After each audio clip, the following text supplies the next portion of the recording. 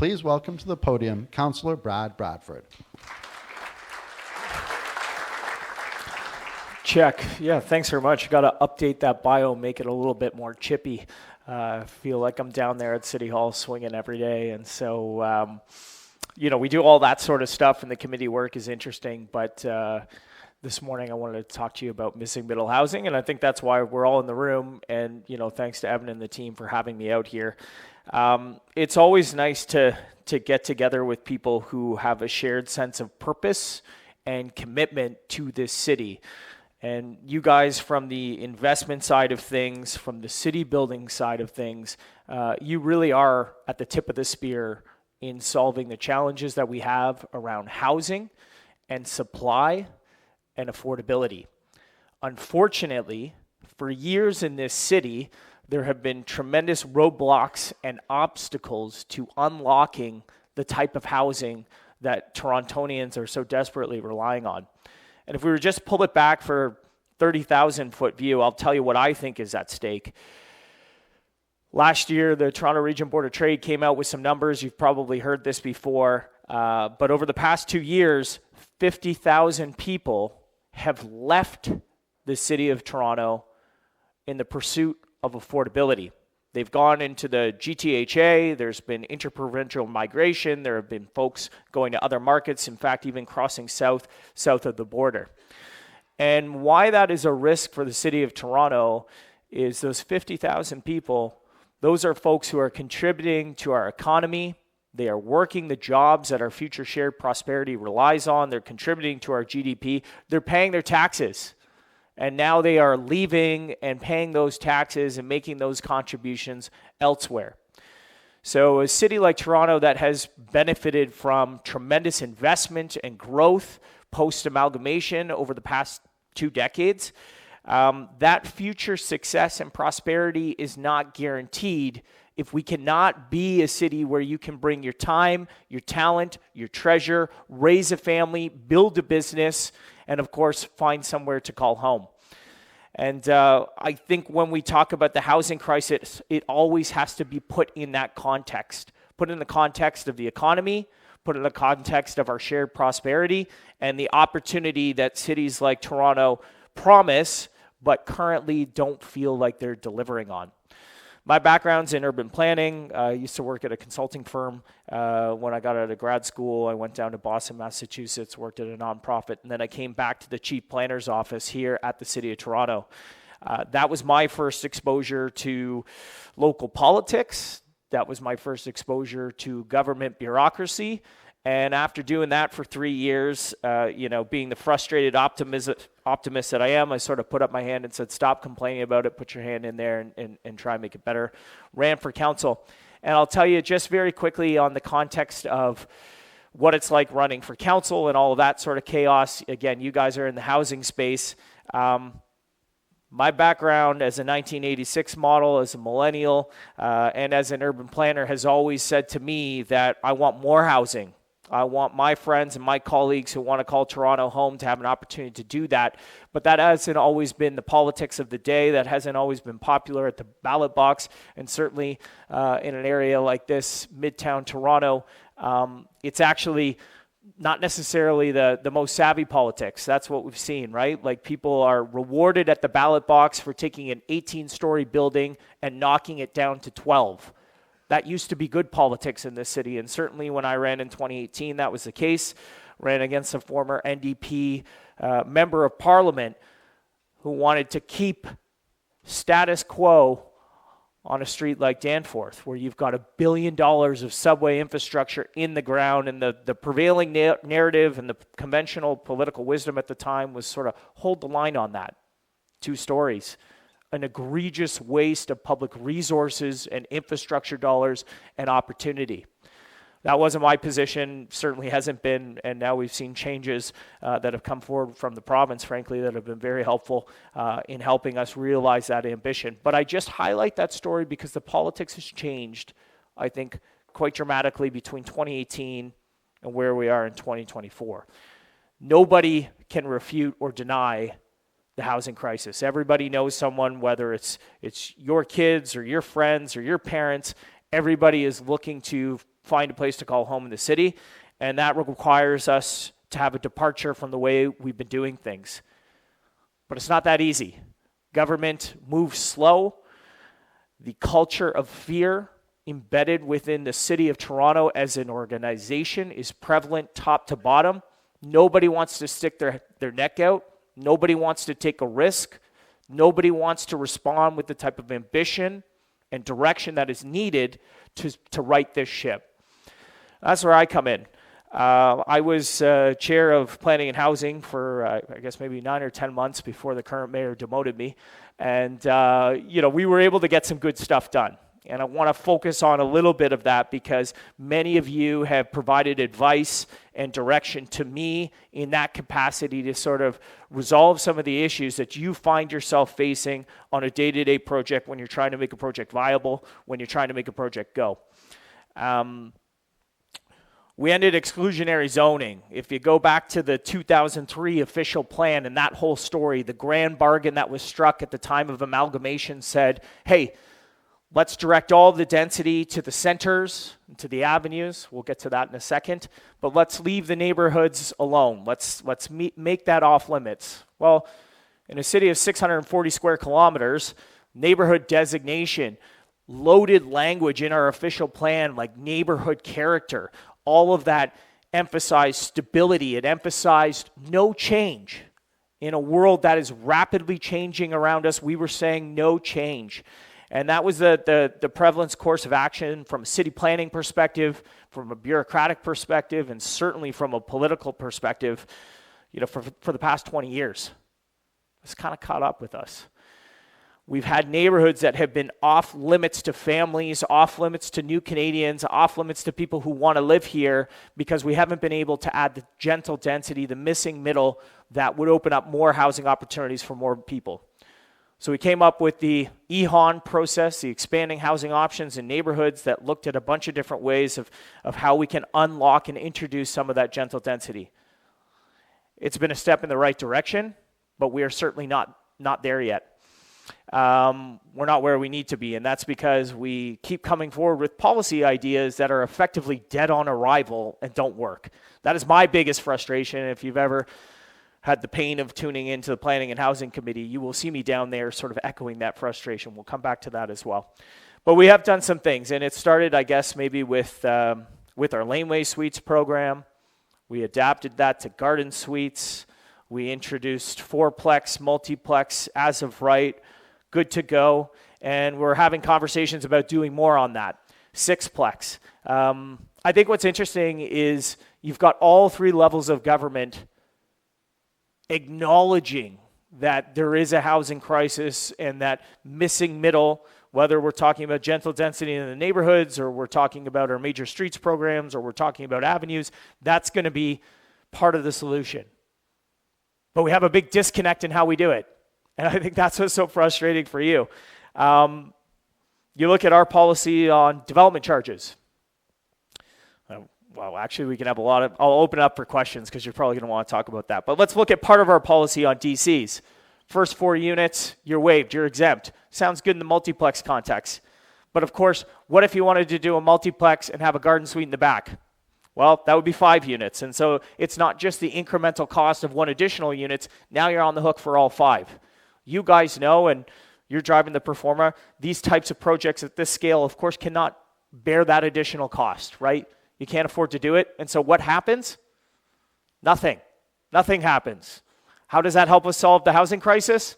It doesn't. How does that introduce more housing options into more neighborhoods? Doesn't happen. You got a CMHC policy, of course, that says the low-cost financing for these types of projects is going to be available at how many units? 5 units. But we say 4 units.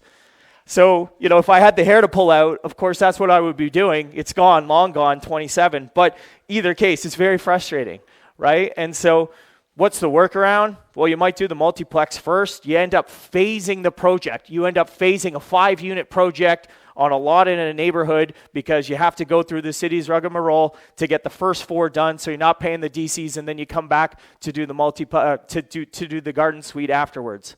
More time, more money, less housing, more cost. Not good. Very frustrating.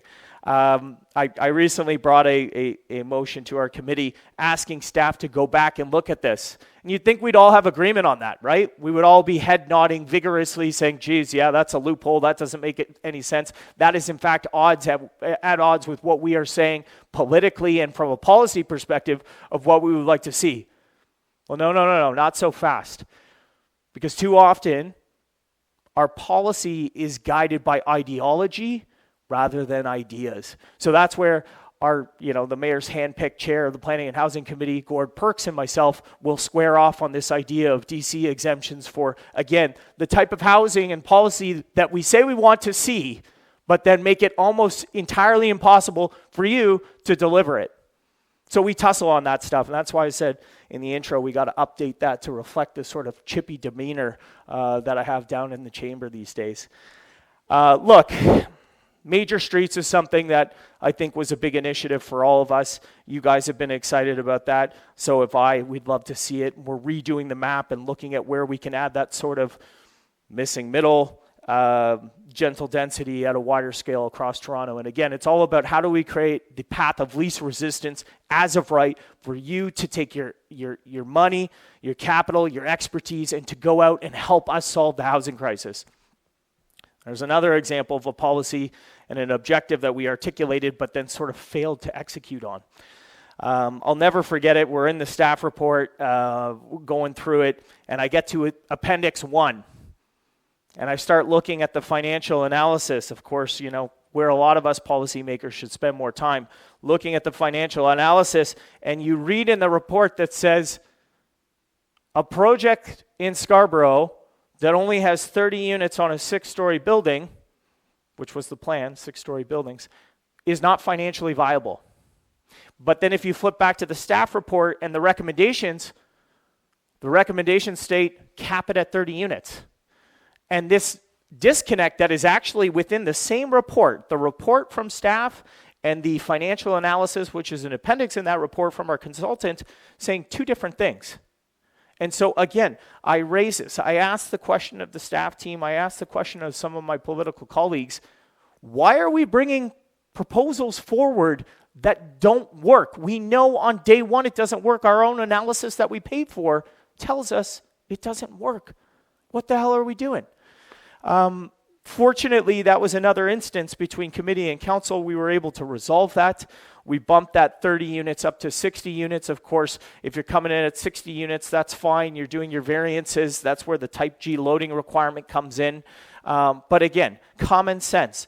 Read the reports, do the financial analysis, and then come up with a policy framework that responds to those realities of trying to build in Toronto today. And why does that matter? Because we need more housing. Who's going to build it? Hopefully you.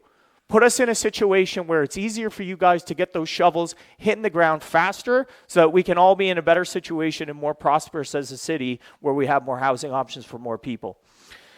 Why is all of this important? It's important for the city to reflect upon the experience of folks who are out in the field trying to do this. And that's why I think, I don't know what year it was, maybe 2020, 2021, I brought a motion forward to do a missing middle pilot. The site is 72 Amroth, corner of Danforth and Woodbine. Anyone familiar with that part of town? Couple hands. That's where I am, by the way, if you ever want to have a coffee or a beer. Green Pea parking lot. We've decided we're going to take some of our surface parking lots. We want to do a little bit more heavy lifting. We're going to build housing. Why I wanted to do this is because there is such a disconnect between the bureaucracy and the civil service on these files and on our own development approval process, which we had the unenviable statistic of having the slowest development approval process in North America, often taking 3 to 3.5 years to get through a zoning bylaw amendment or an official plan amendment. They need to understand the pain and the challenges and, frankly, the hypocrisy of trying to take a project through the process. We also wanted to come up with a model that might be replicable. You've seen CMHC and the federal government call for models that could be rolled out at scale on different types of sites. We wanted to do that with the missing middle. we just recently, last month, got this all approved through council. Long journey as it always is. But there was a lot of important reflection for our staff team. I think that's actually fantastic because they now have a shared appreciation. They've spent a little time in the trench like you guys, and there were some really key findings there. One, the soft costs were enormous. The fees and the soft costs to get to an approval, again, on a small project with 32 units, breaks the model. Not financially viable unless the government's backstopping it, which we are in this case. So it doesn't work. So there was a recognition of that. The other thing is our policies, whether it's around amenity space or green space, breaks the model, kills the project on projects of these size and scales. So all of this sets us up for a broader conversation of, okay, maybe one size doesn't fit all. You know, Jennifer Keesmaat's promise of the mid-rise city on our avenues certainly has been called into question when you look at our 2015 urban design guideline policies, our avenue policies, the promise that we're going to be a mid-rise city, and yet 10 years on, in a city that's had more development activity than anywhere else on the continent, we've only managed to produce about 112 to 120 mid-rise buildings. And that is because it is as hard to build a 6-story building as it is to build a 60-story building. So what do? You do 60 stories. And that is why we have this dichotomy of low-rise, ground-oriented housing here in Toronto and 60-story towers, and the missing middle, which still eludes us. I guess what I want to leave you with is there are folks down at City Hall that are thinking about this. There is opportunities for collaboration and partnership, but we have to move off of the ideology. We have to have a conversation about what will actually work and make these things go. We have to roll up our sleeves and figure out where are the gaps, where are the missteps, where are the things that are not working that are holding these projects back. And it is only with that commitment to have the humility as elected officials and as bureaucrats and as people at the City of Toronto to recognize the things that we've been doing for the past 20 years. There might have been a time and a moment for that, but it's not now. We have to change course because we are in a rapidly changing and evolving world around us, and we're falling behind. Bureaucracy is set up to do the same thing over and over again. It's not set up to innovate. That's not a bad thing. Like, you know, when you go to get your passport, you want the process to be the same, or a driver's license. That's why that exists. But when it comes to responding to the type of rapid change in our market, you know, year to year, month to month, we need to be much more nimble. And that requires us to have some humility to acknowledge when it's not working. And the same people who wrote these plans a decade ago, they're the folks who are in the position right now making those decisions. And anyone in a leadership position needs to acknowledge when things need to change. And that's what we have to do right now. The other key piece is the city's not going to do it. We are now embarking in a world, in an era, and an administration that thinks we need to build more bureaucracy to build more housing. Nuts. Crazy. Like, I don't need to tell you there's never been an example anywhere in this city or this country where the government has done something faster and for less money than what you can do in the private sector. We don't have the expertise. We don't have the experience. And private sector is not going to allow us to hire them. They're not going to come to the City of Toronto. So this notion of a public builder at a time when it's been very difficult and risky, we are going to take that risk on to the taxpayers in the City of Toronto to try and unleash more housing. You take our rapid housing dollars, $350 million to deliver what will be, 2,200, 2,500 units. That's crazy. And so I think it's got to be about a spirit of collaboration. What I love about the missing middle is we're unlocking a whole new segment of builders. People, I don't know if the brother Spokes are here, but there you go. People who are pooling their capital together and their talent and their experience and taking this head on and trying to drive housing outcomes. That's what it's going to be about. Unlocking a new class of builders, new classes of investors, and not stigmatizing the people who build housing. The developers, the applicants, not stigmatizing them, but in fact recognizing these are the people that are going to deliver the housing that we so desperately need. So it's government's role is to remove the roadblocks, remove the regulations, modernize to reflect the context of the world that we're living in, and recognizing that we don't need a dozen or 20 different studies for a project that we know is replicable, repeatable across the city, 6 stories, 8 stories, 10 stories. We don't need that. Okay, so get rid of it, because at the end of the day, it makes housing more expensive for everybody and it makes the process slower. We need to recognize that we need wide-scale development charge relief. I wrote a piece in the Star last week calling for this after the mayor's purpose-built rental incentive program, big nothing burger that's not going to move 18,000 units off the sidelines into the ground. It's just not going to do it. We can talk about that with questions. But wide-scale development charge relief, wide-scale relief of parkland dedication, and we can put a sunset clause on that. Because I want you, if we create the conditions for you to build, I sure as hell want you to go out and build. And I think that's fair. So that's what's on the table from me. But again, it's a recognition of what's not working right now and what levers and tools do we have as local government to help you get there. So I'm going to leave it there. I'm going to take a couple questions if you want. I don't know how long I talked for. Yeah, we can eat into the break. I do want to allow for questions if we can. And first of all, thank you. That was fantastic. It's really great to know that we have someone with common sense and passion out in City Council fighting for us. So thank you for Happy that. to do it. Yeah, thanks.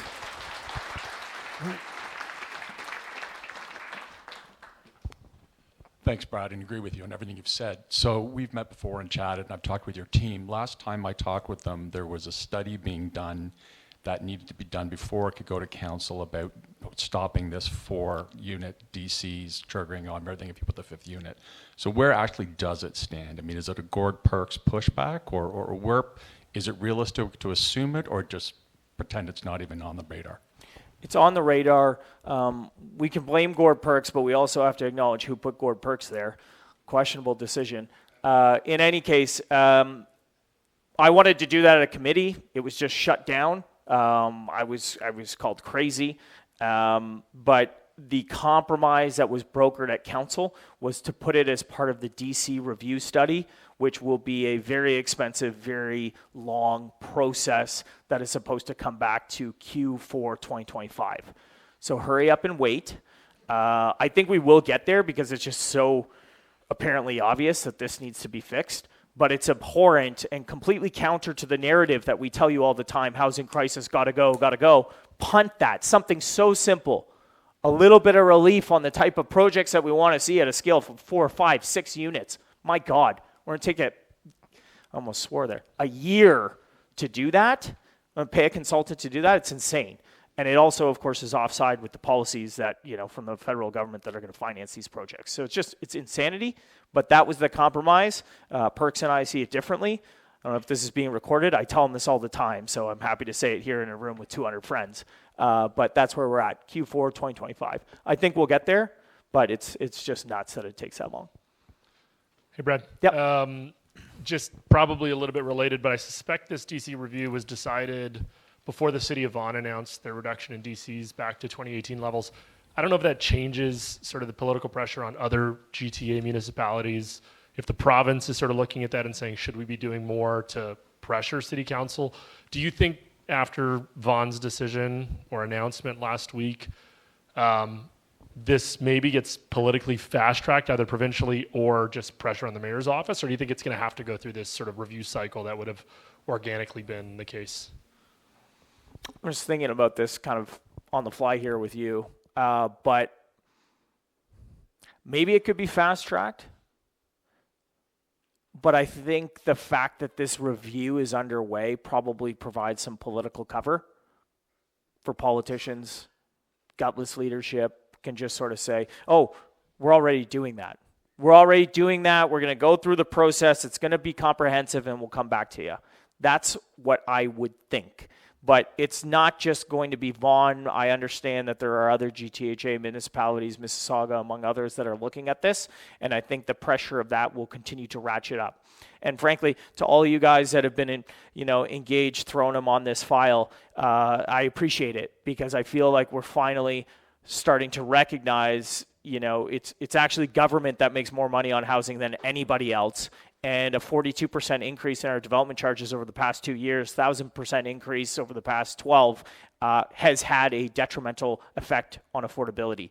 And no matter how much the chair of planning and housing wants to go out and tell the CBC otherwise, that's BS. and the numbers are the numbers. And so keep pushing us on that. Push government, push the mayor and the administration, push the civil service, because these numbers are nuts. They will tell you, and just so we all know the counterpoint, we have $3.2 billion in our reserve account for development charges, almost another billion for parkland dedication. So that's a lot of money there. But they will say, oh, it's already committed. It's already booked on commitments for $6 billion. Well, if we weren't so slow on getting projects out the door, we wouldn't see the massive cost escalations that we've all experienced over the past 5 years, because our procurement model and our coordination is so ineffective that, to give you an example in my ward, when I was elected in 2018, it was brought to my attention that we needed a new community center at Main and Danforth, 65,000 square feet, anchor tenant community center. Got a lot of development coming there.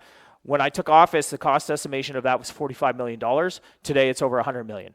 And nothing's happened. We actually don't even have a site for it. So, yeah, $3.2 billion in the reserves, $6 billion committed, but like maybe we need to have a conversation about how ineffective and how slow we are at delivering projects, and have to acknowledge that's the reality, and those dollars could be better spent on projects that would move forward, such as relief for housing that we so desperately need.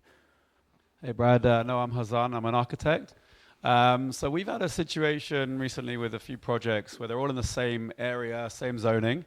So we're building multiplex plus garden suite. And one examiner's, the limit is 4 dwelling units on a site. One examiner is saying that you can't have a garden suite. That is a variance. The other one allows for a garden suite. Is there some sort of, policy or somewhere that has where they can, we're having conflicting zoning reviews basically with the same area. How is that being dealt with?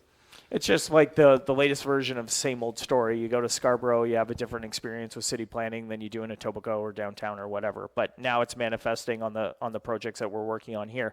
I have, Sydney, what's it called? Missing middle something? Yeah. Missing middle action plan. We're all about action. Last council moved a motion to address just this. Sean Galbraith, I don't know if he's here, but you probably know him from Twitter infamy, had pointed out a number of these contradictions. We need clear interpretation of this. And I will say, new sort of era, so, maybe not everyone quite literally has gotten the memo within the bureaucracy about how we're going to interpret these things. But it's the same thing with a semi-detached multiplex, 4 units. You got 2 of those, and now all of a sudden it's a small apartment. That's not actually the intention or the spirit of the policy that we're trying to accomplish. So we need to cross the T's and dot the I's. We do learn things from, the sort of monitoring reports, whether that was laneway suites or garden suites, what works, what doesn't. And when you are trying to do, I think, a citywide zoning bylaw, inevitably some of these things get caught up as you go through it for the first time. Those loops need to be closed, because in my view, it would be the interpretation that, of course, we want a multiplex and opportunities protected to do a garden suite. The DC piece needs to be resolved on that, but even at the building counter, their interpretation. Or as you move to C of A, which is not where we want you to go because we want it as of right, but the committee's interpretation of how this stuff lands is really important too. So I think they're coming back Q1 on that. Yeah, Sydney's saying yes, Q1 on that. So we are going to resolve that so we have clarity. Okay, I think unfortunately we're going to... What is one more? This guy right here. Okay, yeah.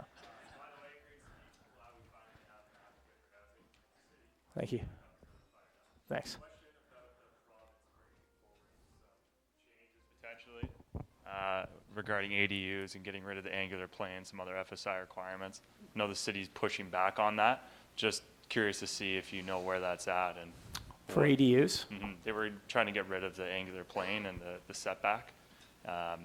So I think the province was pushing specifically to remove the angular plane so you go straight up with the front face, which would make for much more usable living spaces, because that angular plane does make those front bedrooms or bathrooms almost unusable with the current regulations. So I know the city was pushing back on the province on that, but curious to see where that's at with the city. I think that is just thematic of we need policies that work in practice. And when the Garden Suites proposal came forward, I looked at the sort of the surveys in Beaches East York and Grand Trunk Railroad, they're all the same. They're like 95-foot lots. That's where I live. And it became apparent very quickly you would never be able to do the 2-story garden suite in Beaches East York because you can't achieve the lot separation from the principal residence to the ADU. And so despite massive opposition from fire and city planning, I moved a motion that just said, you know what, F it, in Beaches East York, we're going to take the smaller separation as if we had more space, because otherwise literally no one will build a $500,000 garage. That's not going to happen. And so our policy out of step with the regs. What ended up happening? Well, it turns out in Beaches East York, we have more applications for garden suites than anywhere else in the city. And you know, like, have they all been built? No. But it is just representative. If you give people a pathway to build and something that makes sense, people might actually do it. If you have artificial barriers in place that make it impossible or dead on arrival from a financial perspective, nothing's going to happen. So, you know, if that conversation is happening and you're in it and have a better sense than me, but if we have proposals and forms that don't functionally work, you're not going to build them. Clients aren't going to want them. If the province recognizes that in their wisdom that that's an issue, I would encourage them to push hard on us so that we make that change, whether they do it for us or if we can get there on our own. Yeah. Okay. Okay, Brad, thank you.